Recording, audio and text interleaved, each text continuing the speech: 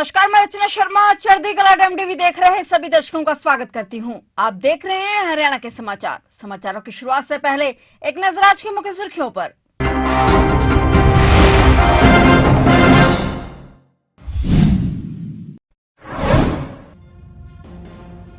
दिल्ली चुनाव में उतरेंगे हरियाणा के दिग्गज नेता। सीएम नायब सैनी होंगे स्टार प्रचारक तो खट्टर बनेंगे रणनीतिकार। विज बोले जीत पक्की।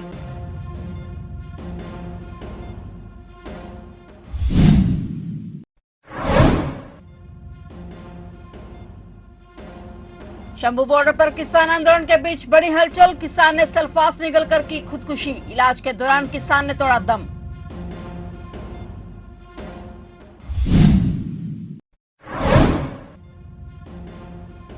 रानिया विधानसभा क्षेत्र में फिर चुनावी सरगर्मी तेज। बीच में रोकी रानिया विधानसभा की रिकाउंटिंग। कांग्रेस प्रत्याशी बोले इस प्रक्रिया से संतुष्ट नहीं।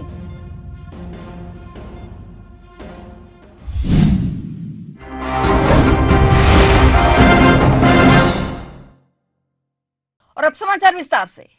दिल्ली चुनाव की तारीखों का ऐलान हो गया है और सभी राजनीतिक पार्टियां अपनी रणनीति बनाने की तैयारियों में जुटी हुई हैं। दिल्ली विधानसभा चुनाव में बीजेपी की तरफ से हरियाणा के कई दिग्गज नेता भी वोट मांगते हुए दिखाई देंगे। नेताओं में केंद्रीय मंत्री मनोहर लाल खट्टर, सीएम नायब सिंह सैनी के अलावा कई बड़े नेता बीजेपी के लिए दिल्ली चुनाव में प्रचार करते नजर आएंगे। इसके लिए पार्टी ने कुछ नेताओं को इलाके में बांट दिए हैं और साथ ही सरकार और संगठन चला चुके कुछ नेताओं का चुनाव की रणनीति बनाने में इस्तेमाल किया जाएगा। प्रदेश की महिला मंत्री आरती राव भी अपने पिता केंद्रीय राज्य मंत्री राव इंद्रजीत सिंह के साथ दिल्ली में वोट मांगेंगी। इसके अलावा राज्यसभा सांसद किरण चौधरी भी दिल्ली चुनाव के प्रचार में शामिल होंगी, जो कि दिल्ली से चुनाव जीतने के साथ विधानसभा की उपाध्यक्ष भी रह चुकी हैं। बता दें कि हरियाणा के 12 जिले दिल्ली एनसीआर के अंदर आते हैं। हरियाणा के मुख्यमंत्री नायब सिंह सैनी दिल्ली चुनाव में स्टार प्रचारक के रोल में अपनी भूमिका निभाएंगे और वहीं केंद्रीय ऊर्जा एवं शहरी विकास मंत्री मनोहर लाल खट्टर बीजेपी के रणनीतिकार टीम का अहम हिस्सा होंगे। उन्हें संगठन से लेकर सरकार चलाने तक का अनुभव है। हरियाणा के मुख्यमंत्री नायब सिंह सैनी ने कहा कि विधानसभा लोकतंत्र का मंदिर है और कर्मचारी इस मंदिर का स्तंभ है। किसी भी संस्थान की नींव कर्मचारी होते हैं और ये नींव रूपी कर्मचारी ही किसी संस्थान की मजबूती का प्रमाण होते हैं। इसलिए कर्मचारियों को स्वयं को अधिक से अधिक निपुण बनाना चाहिए। मुख्यमंत्री नायब सिंह सैनी ने सेक्टर 26 स्थित महात्मा गांधी राज्य लोक प्रशासन संस्थान में हरियाणा विधानसभा के अधिकारियों और कर्मचारियों के लिए आयोजित 2 दिवसीय क्षमता निर्माण कार्यक्रम के शुभारंभ अवसर पर बतौर मुख्य अतिथि शिरकत की। इससे पहले मुख्यमंत्री नायब सिंह सैनी हरियाणा विधानसभा के अध्यक्ष हरविंदर कल्याण और लोकसभा के संसदीय लोकतंत्र शोध और प्रशिक्षण संस्थान के निदेशक जुबी अमर ने दीप प्रज्वलित कर कार्यक्रम का शुभारंभ किया। मुख्यमंत्री ने कहा कि यह प्रशिक्षण कार्यक्रम प्रधानमंत्री नरेंद्र मोदी के भारत को 2047 तक विकसित राष्ट्र बनाने के लक्ष्य को हासिल करने में कारगर साबित होगा।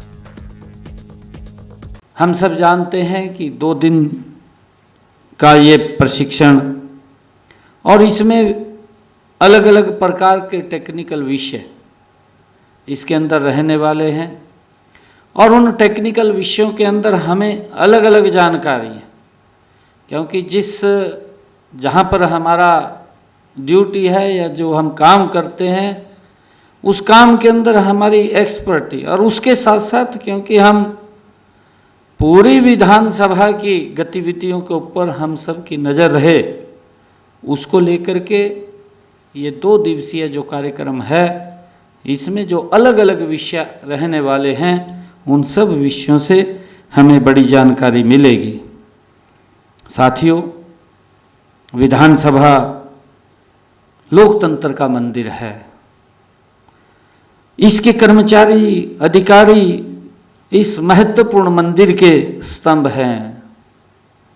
आपका विभिन्न दलों के विधायकों से वास्ता पड़ता है, क्योंकि सभी दलों के विधायक वहाँ पर एकत्र होते हैं।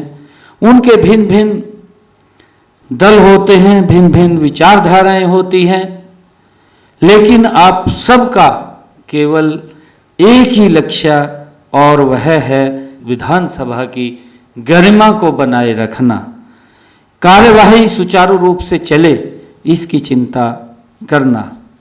लोकतंत्र के इस मंदिर में वाद विवाद और संवाद के माध्यम से जनता की आकांक्षाओं के अनुरूप कायदे कानून तथा नीतियां बनाई जाती हैं।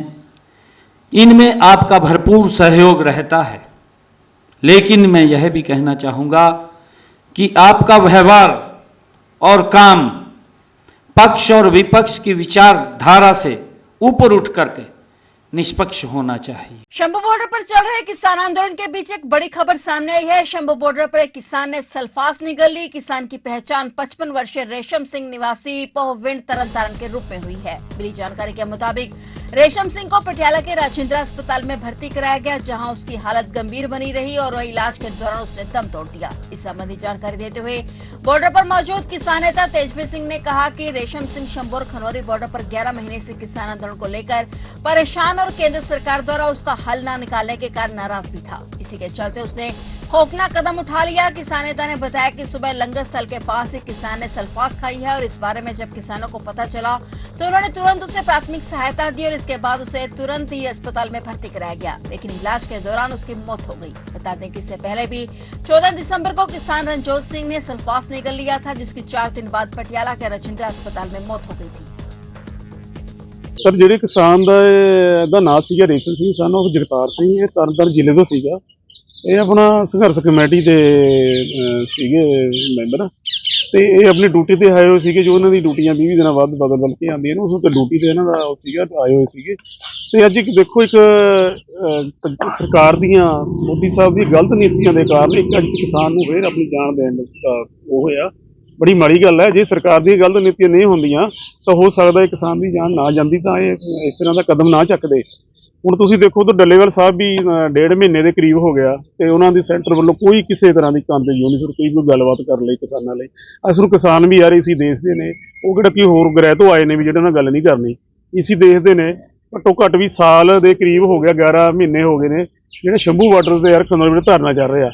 पिछे भी जो 13 फरवरी ਨੂੰ ਇੰਨਾ ਅਤਿਆਚਾਰ ਕੀਤਾ ਗਿਆ ਸੀਗਾ, ਉਸ ਤੋਂ ਬਾਅਦ ਇਹ 6 ਦਸੰਬਰ ਨੂੰ ਤੇ 8 ਤੇ 14 ਨੂੰ ਇੰਨਾ ਉਸ ਟਾਈਮ ਵੀ ਇੱਕ ਕਿਸਾਨ ਨੇ ਇਹਨਾਂ ਗਲਤ ਨੀਤੀਆਂ ਦੇ ਕਾਰਨ ਇੱਕ ਮਾੜਾ ਕਦਮ ਚੱਕਿਆ ਸੀਗਾ, ਜਿਹਦੀ ਪਿੱਛੇ ਜਾਨ ਵੀ ਚਲੀ ਗਈ ਸੀਗੀ। रानिया विधानसभा क्षेत्र में फिर चुनावी सरगर्मी तेज हो गई है। रानिया विधानसभा क्षेत्र के 9 बूथों पर आज से रिकाउंटिंग शुरू की गई थी, जो बीच में ही रोक दी गई। ये रिकाउंटिंग 13 जनवरी तक चलनी थी, लेकिन सिरसा की रानिया विधानसभा की चुनावी रिकाउंटिंग को लेकर कांग्रेस प्रत्याशी सरमित्र ने ऐतराज जताया और उसे बीच में ही रोक दिया गया। कंबोज ने कहा कि वे इस प्रक्रिया से संतुष्ट नहीं है। सरकार की मिली भगत से ये रिकाउंटिंग हो रही है। वहीं भारी विवाद के चलते रिकाउंटिंग पूरी नहीं हो पाई और इसके साथ ही सरमित्र ने दोबारा कोर्ट में जाने का ऐलान किया है। बता दें कि कांग्रेस प्रत्याशी सरमित्र कंबोज के द्वारा ही जिला चुनाव आयोग से कई बूथों पर दोबारा से गणना करवाने की मांग की गई थी। महेंद्रगढ़ के जन स्वास्थ्य विभाग कार्यालय में आज सुबह 11:30 पर सीएम फ्लाइंग की टीम ने छापेमारी की। टीम ने कार्यालय में अधिकारियों की मौजूदगी चेक की और सूत्रों के मुताबिक छापेमारी के दौरान कई महत्वपूर्ण दस्तावेजों की भी जांच की गई। वहीं टीम की इस छापेमारी के कारण विभाग में हड़कंप मच गया। करीब 5 महीने पहले रोजगार की तलाश में अमेरिका गए सक्षम मदान निवासी आरके पुरम कॉलोनी की एक सड़क दुर्घटना में मौत हो गई। 27 वर्षीय सक्षम साइकिल पर अपनी ड्यूटी पर जा रहा था। जैसे ही उसने ट्रैफिक सिग्नल पर अपनी साइकिल रोकी तो पीछे से आ रहे गाड़ी चालक ने उसकी साइकिल को टक्कर मार दी और घायल सक्षम को तुरंत अस्पताल में दाखिल कराया गया, जहां उसकी इलाज के दौरान मौत हो गई। सक्षम अमेरिका में एक स्टोर पर नौकरी करता था। उसको करीब 1 महीने पहले ही नौकरी मिली थी और उसे 4 महीने खाली रहना पड़ा था। परिवार ने बताया कि उन्होंने सक्षम को लाखों रुपए लगाकर अमेरिका भेजा था। अब इतना पैसा नहीं बचा है कि वे अपने भाई की डेड बॉडी वापस भारत ला सके और इसी के तहत मृतक के भाई ने हरियाणा सरकार से मांग की है कि सक्षम की डेड बॉडी अपने देश में लाने के लिए मदद की जाए। नारकोटिक सेल की टीम ने नशा तस्करों को काबू करने के अभियान में कार्रवाई करते हुए तरावड़ी शहर से एक तस्कर को काबू कर उसके कब्जे से नशे के कैप्सूल समेत अन्य दवाइयां बरामद की हैं। नशा तस्कर को काबू कर उसके खिलाफ केस दर्ज कर लिया गया है। जानकारी के मुताबिक नारकोटिक सेल की टीम ने डीएसपी गजेंद्र सिंह के नेतृत्व में तरावड़ी की सोकड़ा पुलिया पर छापेमारी करते हुए नशा तस्कर अजय कुमार पुत्र दर्शन निवासी गाँव सोकड़ा को काबू किया। यह तरावड़ी सोकड़ा पुलिया पर नशा बेचने की फिराक में था। जानकारी देते हुए नारकोटिक सेल के सब इंस्पेक्टर विनोद कुमार ने बताया कि उनकी टीम इलाके में चेकिंग कर रही थी तो उक्त आरोपी पुलिस पार्टी को देखकर पीछे मुड़ने लगा और शक के आधार पर जब उसको पकड़कर तलाशी ली गई तो आरोपी अजय कुमार पुत्र दर्शन निवासी गांव सोकड़ा के कब्जे से 600 नशीली गोलियां और 92 कैप्सूल बरामद किए गए। आरोपी को कोर्ट में पेश कर रिमांड पर लेकर पूछताछ की जाएगी। गुप्त सूचना मिली थी कि अजय कुमार पुत्र दर्शन गांव सोकड़ा जो नशीली गोलियां बेचने का काम करता है, जिस सूचना पर आज हमें इसको काबू किया और इसके के कब्जे से 600 अल्प्राजोल की गोलियां और 92 ट्रामाडोल बरामद किया। जी, क्या कुछ अपील करेंगे सर? नशा भी कारोबार चल रहा, लोग सूचना देने से भी डरते हैं, मतलब सूचना देनी चाहिए ताकि समाप्त किया जा हाँ, सके। सूचना देनी चाहिए जी, क्योंकि नई पीढ़ी है जो इस नशे की ग्रस्त में बहुत तेजी से जा रही है। जो बच्चों पे रोजगार न होने के कारण वो नशा करने लग गए हैं, जो उनको गांव का समाज का भी कर्तव्य बनता है कि वो उनको नशे से बचाए। कितने लोग कहाँ से पकड़े सर? यहीं से ये पुट्टी तरफ इसके तरफ करनाली के पास करनाली गेट कितने से लोग पकड़े हैं? एक ही पकड़ा है। अच्छा, एक पकड़ा है। कितनी गोलियां बरामद हुई सर? 600 तो अल्प्राजोल की गोलियां हैं सर, जो प्रतिबंधित जी। हैं, और 92 कैप्सूल है जी ट्रामाडोल। हरियाणा सरस्वती विरासत विकास बोर्ड के वाइस चेयरमैन घुमन सिंह किरमच ने कहा कि हरियाणा के मुख्यमंत्री नायब सिंह सैनी के नेतृत्व में प्रदेश में विभिन्न विकास कार्य करवाए जा रहे हैं। इसी कड़ी में हमारी प्राचीन संस्कृति को संजोए रखने के उद्देश्य से पोलड़ गांव में सरस्वती नदी के तट पर करोड़ों रुपए की लागत से रिवर फ्रंट बनाया जाएगा। इसके साथ ही इस क्षेत्र का सौंदर्यीकरण भी होगा और सरस्वती हेरिटेज के वाइस चेयरमैन घुमन सिंह किरमच पोलड़ गांव में प्राचीन सरस्वती मंदिर पर 35 लाख रुपए की लागत से बनाए जाने वाले सरस्वती घाट का शिलान्यास करने के उपरांत बोल रहे थे। इससे पहले उन्होंने माता सरस्वती मंदिर में पूजा अर्चना भी की। उन्होंने कहा कि घाट पर सफाई के साथ साथ लाइटिंग, पार्क, बैठने की कुर्सियां आदि की व्यवस्था की जाएगी। ये आज हम यहाँ पर सरस्वती का एक बहुत प्राचीन मंदिर पोलड़ गांव में है और युगों युगों से जब से सरस्वती बहती है तब से ये मंदिर विराजमान है माता सरस्वती का। और अब सरस्वती बोर्ड जब से बना है, कुछ ऐसे मंदिरों पर घाटों का निर्माण, उसकी दोनों तरफ की लाइनिंग और उसको सुंदरता बनाना, ये हमारा काम है। तो उसको निमित्त आज हमने यहाँ ये घाट का शुभारंभ किया है। इसके अलावा पूरे इस रिवर फ्रंट का जो उद्घाटन है माननीय मुख्यमंत्री नायब सैनी जी 29 तारीख को आदि बद्री में बहुत बड़े कार्यक्रम में उसका शुभारंभ करेंगे। वो लगभग 3.5 करोड़ का पूरा प्रोजेक्ट है ये, इस पुल से लेकर पीछे तक मंदिर तक का। और आज अपने घाट का माननीय कुलवंत विधायक जी, जो कुलवंत बाजीगर जी पूर्व विधायक हैं, इनके साथ हमने ये 35 लाख का जो घाट अभी यहाँ पर हमने आज शुभारंभ किया है। तो यहाँ इस क्षेत्र की सुंदरता बढ़ाना, यहाँ पर बोटिंग का हमारा प्लान है और यहाँ की ब्यूटिफिकेशन हमारा प्लान है, यानी कि एक टूरिस्ट हब यहाँ पर बनाने की हमारी प्लान है।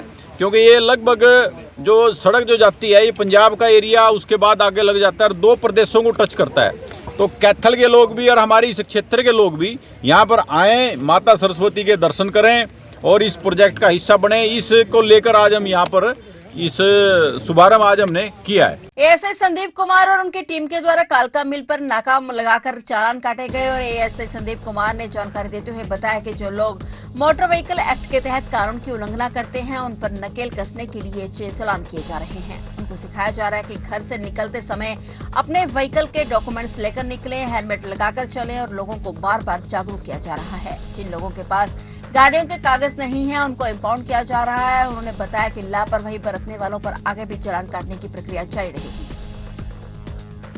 फिलहाल हरियाणा के समाचारों में इतना ही और नए समाचारों के साथ फिर से हाजिर होंगे। तब तक के लिए देखते रहिए चढ़ती कला टाइम टीवी।